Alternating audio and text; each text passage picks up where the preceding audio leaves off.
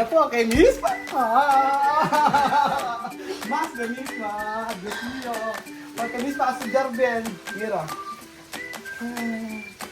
91. 90. 91. Porque Miss Pa sa Jarben. Mi bebe. O, di ba? O. Ahora. Alima, ya pasa, Alima tienes el robot 93. No, más de. Alima, 91. Alima tiene en inglés 5,10. Sabe. Chámame solo 40. 40. Yo solo 40, 40, que me sabe mucho. Cocinate, láctea con tomate. 40, o, di ba? Sige po. Kita-kita po tayo sa ano. Magandang araw po sa inyo mga amigo. Nandito po ang napakagandang teacher ni Misma at saka ni Amir. Ang ating BFF ng bayan. Di ba? Ganda. Magandang araw po sa inyo. Dahil kanina pa ako dito actually at nag-usap kami ni Ma'am Leila. May mga bagay na hindi naman na kailangan sabihin. Pero ang ating concern dito ay yung grades po ng mga bata. So unahin po natin si Victoriano. Misma. Misma na Ayan, lang si muna. Misma po. So, pwede naman ipakita yung grades, di ba? Huwag lang yung pangalan. Or hindi na. Sabihin na lang natin. Sige.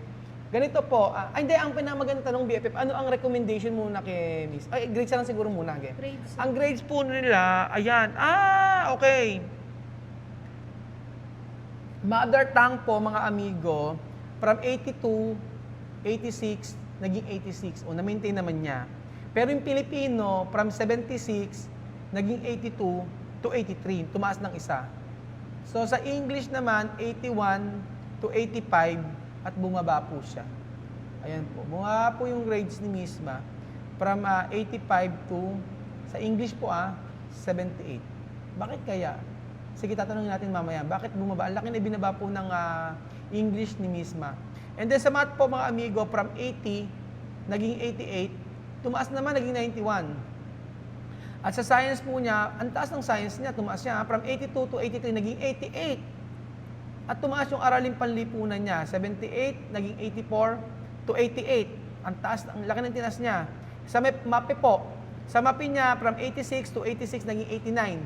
And then sa music niya, medyo bumaba sa music. From 90, 88 to 89. And then sa arts po, from 86, 86 to 91. Tumaas din yung arts niya. Yung physical education niya, yung PE niya, ang laki na tinaas from 84, 85 to 90. And then sa health niya, 83 to 85 to 86. Tumaas din. Pero sa ESP, yung edukasyon pagpapakatao, 79, 87 to 91, ang laki ng tinaas. Sa robotics, from 85, 87 to 88. Nako, Ma'am Leila, no? Kasi yung English na dito ko na medyo na ako sa net. Sa Pilipino muna. Yung Pilipino na 76, 82 to 83. So tumaas ng isang puntos. Gusto ko lang malaman kasi kay Alima, grabe yung itinaas niya sa Pilipino. Grabe itinaas siya, sobrang taas. Pero siya, bakit isa lang yung itinaas niya? Ibig sabihin medyo Kasi same lang sila ng teachers Oo. Filipino. Sa Pilipino. Yung si Alima, to si Misma, si Amir, at saka itong si Luis. Si Luis. Isa lang. Oo, lahat Oo. sila, isa lang yung teacher nila Oo. ng Filipino. So ibig sabihin kasi per grade level, syempre iba na yung level, papataas yung nila. Yung mga kailangan nilang aralin. So ibig sabihin, itong Alima, kaya pa niyang makipagsabayan sa Sobrang taas kasi, ma'am eh. kaya niyang makipagsabayan, kaya niya dahil nga alam naman natin na sobrang pagkabiba ni ni Alima, tapos siya competitive talaga. Mas mahilig makipag-participate. Ayun, napaka-active niya sa klase. While itong mga nagdadalaga natin at saka nagbibinatang mga malalaki nating matingga brothers and sisters, nagiging mahiyain sila, parang medyo sila, nag-hold back sila na makiparticipate. Paano yung pagka hindi sila nagpa-participate, hindi sila mag-grow? Ayun nga, pero ini-encourage sila. In-encourage nyo? Oo, lalo na pagka nagle-lesson sila, magagaling naman din, marunong mahusay makipagbasa, mahusay nakakabuo ng pangungusap. Ang kulang lang din talaga sa kanila siguro yung focus ng katulad or yung pagiging aktibo katulad ng mga maliliit. Siguro dahil nga dumadaan sila sa sa puberty stage na medyo nahihiya Nahihiya sila siya. dahil medyo mas... Si Amir ganun din. Ay, mamaya pala kay Misma Oo, pala muna tayo. Si Misma kasi baka feeling niya kasi ate-ate na talaga siya dito sa klase. Kasi ang laki ng pinagbago ni Misma, naging mahihiyain siya. Yun yung concern ko. Naging Parang mahihiyain na siya. nag-iba siya, hindi na siya kagaya dati, parang naging ano siya, parang naging introvert ba? Oo, introvert na Introvert siya, hindi siya ganyan dati nung bata kagaya ni Ali. Na very Oo. outgoing. Ngayon, naging tahimik siya, mahihiyain, tapos pag tinatanong mo, may problema ba? Wala. I-smile lang siya sa akin, ganun. Lagi ko siyang tinatanong. And then, natatandaan niyo yung meron tayong dito, yung nagmo-model-model. Pumayag na siya, tapos biglang umayaw na siya, ganun. So, kahit anong tanong sa kanya, wala naman daw dahilan, ganyan, nahihiya lang daw siya, ganyan. Pero yun nga, napansin namin kay Misma, sobrang mahihiyain. Tapos, ito, yung sa English niya, Napaliwanag bakit yan. naging 78 siya? From 85 to 78, laki nun. Oo, yun nga talaga Ano yun? kasi English kasi natin ng grade 3 ay medyo talaga Mahirap na. may kahirapan na talaga. Advanced na siya Oo. compare sa mga lower grade level. Mm. So ito, kailangan nito ng extra miles na Oo. effort para makasabay doon sa Kasi, kaya Ma'am Leila, alam mo ba, si Misma, pagka uwi ng bahay, gumagawa na siya ng assignment. Nag-aaral siya. Nakikita ko. Kasi Matyaga naman one sila. time kasi, Ma'am Leila, totoo lang one time po, dumalaw ako kay Misma, pumunta ako gabing-gabi. Pagpunta ko sa kanya, hindi pa siya nakakapalit ng damit. Gagawa na sa assignment. Tapos, nagpapatulong siya ng assignment kay Michelle. Kasi siya yung malapit na bahay. Kaya nakita ko, nagka-aral naman talaga si Misma. Pero ngayon, nakita ko mo, naging 78 yung grades niya. Oo, kasi hindi lang naman. Mahirap siguro ang subject, gano'n. Kailangan talaga ng effort. Oo, tapos lalo na pagka may mga quizzes. Mm. Siyempre, sariling gawa nila, Oo. sila na mismo ang Pero, magbabasa. pero sila tanong ko, ngayon sariling gawa na nila. Oo, sarili. Hindi kagaya ng umpisa na itatranslate mo. Hindi na. Ngayon talaga pag kunyari, okay, ito ang exam, ibigay mo ganyan, tapos bahala na sila. Oo, bahala na sila. Oh, ang hirap noon. Para, Oo. Ma'am Leila, third quarter pa lang, parang kunyari isang bata binigyan mo ng ganyan, tapos pa-examine mo, tapos pati yung instruction sila magbabasa. Hindi, yung instruction naman, syempre ibibigay ng kung nahihirapan intindihin sa English, may help pa rin naman May help pa naman. ita-translate. Pero yung overall content nung mismo Sila na bahala. sila na bahala. Kasi syempre, hindi natin makikita kung mag-grow yung bata ng sarili niya or makakapag-adjust dun sa mga subjects na meron tayo. Kung patuloy natin na puro pagta-translate tayo, parang nag-spoon feeding tayo, masyado nating ginagawa na dependent sa atin. So para makapag-grow, ayan, hinahayaan din natin na sila na mismo yung umunawa sa pagkakaintindi nila dahil dinidiscuss naman niya ng maayos na mga teacher. And then talagang may mga examples ng mga discussions, yung mga examples na tatalakay mabuti. So ibig sabihin, before iwan ni teacher yung lesson, marami munang examples na pagdadaanan. Familiar na sa gagawin, alam na nila yung gagawin bago sa kanilang mga quizzes or yung mga written works na sinasabi. Kumusta naman Ma'am Leila si Misma sa school? Ano napapansin mo sa kanya? Lately si Misma, naging tahimik Tahimik, siya. oo. Sobrang Sa bahay din ganyan? Sobrang naninibago ko na feeling ko dahil nga na siya, dalaga Dalaga na. Tapos makikita mo parang siya nag-hold back siya na ipakita yung emotion niya. Oh, yun. Tapos ako nire-reach out ko, Misma, kumusta ka? Ganyan. Kasi kami ngayon, itong tatlong malalaki dito, kasi kami lagi ang mga magkakasama. Oo. Kinakausap ko sila dire-diretsyong Tagalog. Sila, naiintindihan nila, alam kong naiintindihan nila kasi sinasagot nila ako doon sa paraan na kung kaya nilang magtagalog, nagtatagalog. O kaya English yung expression nila. Kaya talagang kung hindi nila kayang sagutin, nag-i-Spanish sila. Pero alam nila, naiintindihan nila kung ano yung sinasabi ko. So sasagutin nila akong ganyan. Ngayon, less na si Misma na palangiti, palabiro, ganyan. Naging naging matahimik. Matahimik. Pero pag naman reason, wala naman reason. Oo, wala naman. Wala. Kasi may problema ka ba sa school, ganyan? Meron ka bang Problema may sa bahay, problema wala sa naman bahay? din. Ganon. Wala. Yun din. Ma'am Leila, ano na lang yung recommendation mo kay Misma? Paano ang gagawin natin? Ngayon kasi tahimik na siya. Siguro, bigyan natin talaga din muna ng panahon si Misma dahil talaga yung ganyang edad talaga, dumadaan sila sa ganyan talagang phase ng buhay.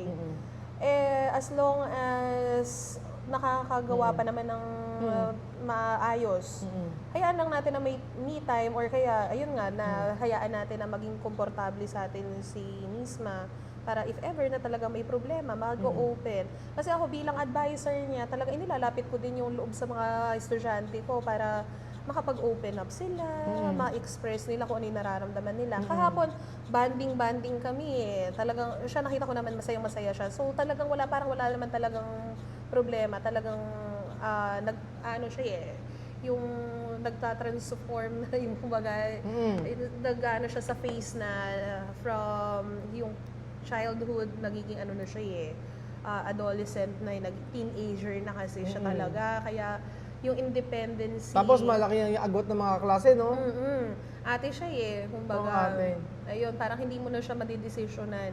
Katulad ng mga high school, si Kylie, di ba? Parang hindi mo na din makokontrol si Kylie. Hindi. Ganon na din siya Hindi na makokontrol yung mga bata Di ngayon. ba magka-age si Kylie at saka Hindi na. si Misma? Napansin ko, Ma'am Leila sa kanya, for example, si Kylie tsaka ang may similarity ni Kylie tsaka ni Misma, hindi mo sila pwedeng Pangunahan na. pangunahan. Meron silang sariling desisyon. Tapos pag gusto nila yung isang bagay na yon, lagi nilang parang ito gusto ko yung parang Paninindigan nila Oo, yun. panindigan Parang nila gano'n. ano nila yun, ididepensa nila na sa Nidepensa nila kanila. yun. Kahit na alam nila na hindi okay.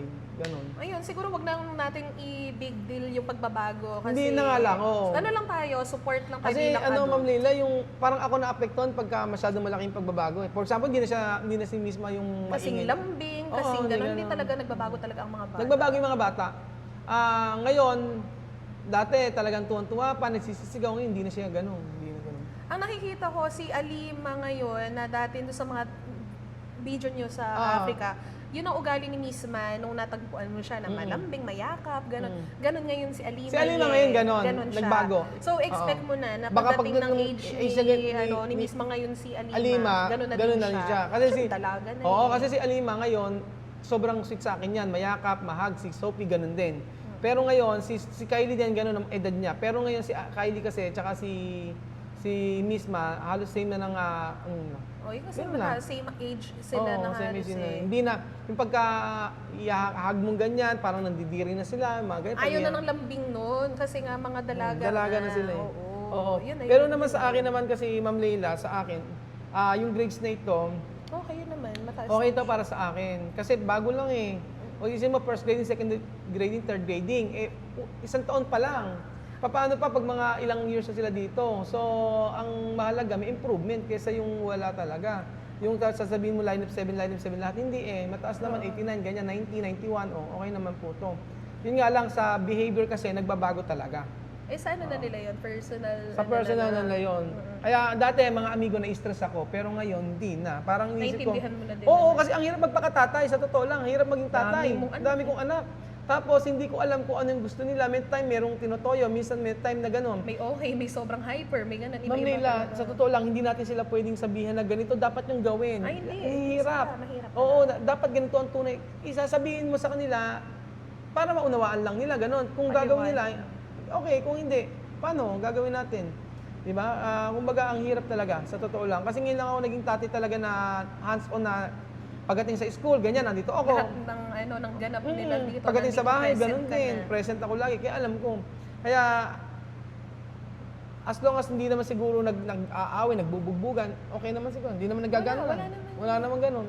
Wala na Okay na yun. ganun na ano sila, naharutan na Harutan. nagkakasakitan. Oo. Parang yun ang nawala na sa kanila. Oo, yung mga- nung mga una-una Baka nila. naman siguro, Ma'am Leila, kasi nahalo na sila sa Pilipino. Ganyan na yun. Na-adapt na nila. Kasi, Ma'am Leila, di ba, napansin mo mga Pilipino, yung mga bata rin, ganun din sila eh. Ganun Minsan na, pagka, alam niyo yung mga party-party dito, Ganun na din. ganun lang sila. Set po, mag-uusap silang ganyan, tahimik lang, ganun. Normal na Normal. ano, Oo. behavior. Kumbaga ng siguro, mga- baka na-adapt na nila yung buhay na meron mga dito sa Pilipinas. Totoo naman. Tsaka kung ano natin, di ba, kung babalikan natin yung unang pag-usap natin, kailan ba matututong magsalita ng Tagalog? Tagalog. Oo. O ang binigay namin sa inyo, nasa 3rd quarter, 4th quarter, 7 months, ganyan. Tingnan natin. Tama. Tama, totoo. Tama, nakakapagsalita Nakapagsalita sila. ng Tagalog. Nagugulat yung Oo. mga teachers kasi sabi ganyan, di ba dati, tinatawag pa ako, Ma'am Leila, kausapin mo itong si ano, Ngayon, hindi na. ipaliwanag mo na ganito, ganyan. Ngayon, hindi na. Hindi na. Ma'am, sabihin, kausapin nyo ng Tagalog, maintindihan. Ang gagaling. Ang galing nga na usap ng Tagalog eh. Kasi pag kinausap, kahit si Bibian. Ay, si Vivian, masarap kausap Oo, Tagalog. masarap kausap si Bibian. Pag tinagalog mo si Bibian, mag-i-English siya, kahit mali-mali English niya, maiintindihan mo. Ay, Oo. maiintindihan na talaga na Oo. ano. Kaya siguro, pagdating na nila next year, Next baka, year. ayan, ganyan, baka diretso Diretso na. So hopefully baka next year okay na sila. Pero importante naman po kasi may improvement kaysa po sa wala. So yun po ang about po sa grades ni Miss Ma. Na po kay Miss Ma. Mas na Miss Ma. Diyos niyo. Porque Miss Ma sa Jarben. Mira. 91. 91. Porque Miss Ma sa Jarben. Mi bebe. O, di ba? O. Ahora. Alima, ya pasa, Alima tiene el robot 93. No, más de. Alima, 91.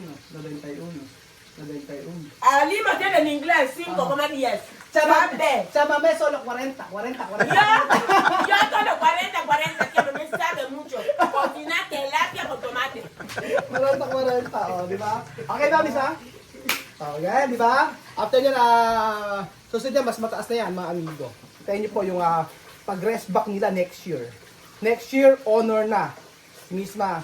Yes. Chamame, 40. Oh, di ba? Si Alima, okay, isa na lang, honor na. So, importante po ay sila ay pasado, di ba? Yun ang masaya. Importante, aprobado. Importante aprobarlo. Chámame aquí. También dice gracias por boletín de mis niños. Gracias por esta escuela de Wesleyan. Wesleyan Universidad. Wesleyan University. This school is good for my children people. Inglés! Wala. Okay, sige na.